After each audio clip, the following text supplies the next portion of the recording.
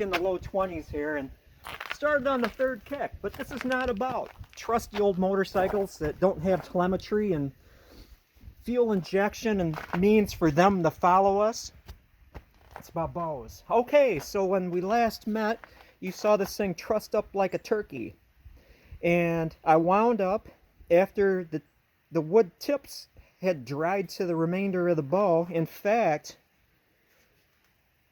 this one broke off and I just had to glue it back on, but do not panic.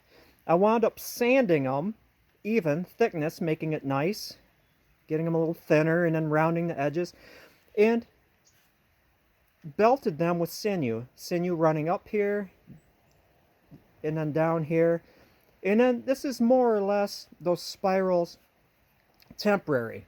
Now I'll explain why they're temporary in a bit. So this one roughed out, this one less so. You can see how I sanded the sides. I still need to fiddle along here, get the string grooves right. But the reason these are temporary is this is not going to be bare wood. It's not going to be sinew back. It's going to be rawhide back. So I'm going to wind up having to increase the sinew backing, as it were, short backing, across here just to keep that recurve in perfect. I don't want to have it off balance, so I'm going to, little insurance there. And then I am going to sand off whatever temporary wrappings I have on here. It'll just be back then. Smooth it down prior to rawhide backing. Then the rawhide will go up here. Then I can go back and then wrap the tips over the rawhide certain distance, and then put my thin rawhide padding over here. So it's kind of a weird step-by-step. Before I engage in rawhide backing though, I'm going to fine-tune the blades. I want to get this as close to knife edge as possible. I'm going to actually tiller it, string it and everything, before I rawhide back it, get everything even, and reduce this edge right here possible. It's a really nice effect to almost have like sharp points right here.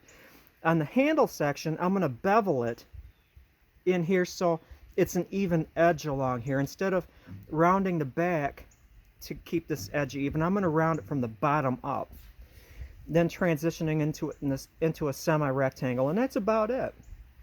The fellow that's going to have this bow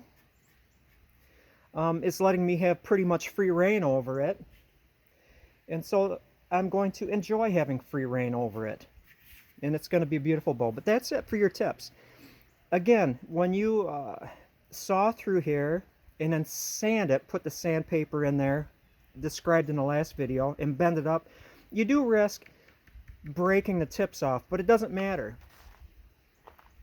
They're iron strong. You glue them back on, hide glue. Don't mix hide glue with Titebond. Either use one or the other.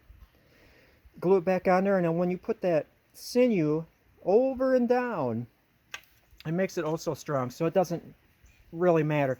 And in effect, you know, even if it didn't break, there's like a very slim piece of wood that's connecting this part to this part that's inconsequential. That's the vocabulary word for today.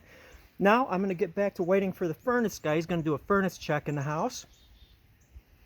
All should be good. If I leave a cup of water out, it's not frozen in the morning, so the furnace is working. It's just a check, so don't be scared.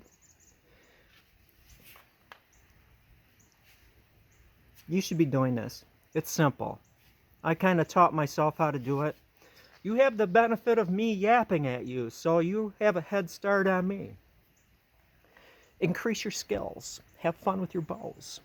Ride your motorcycles when it's below freezing, as long as there's not ice on the road.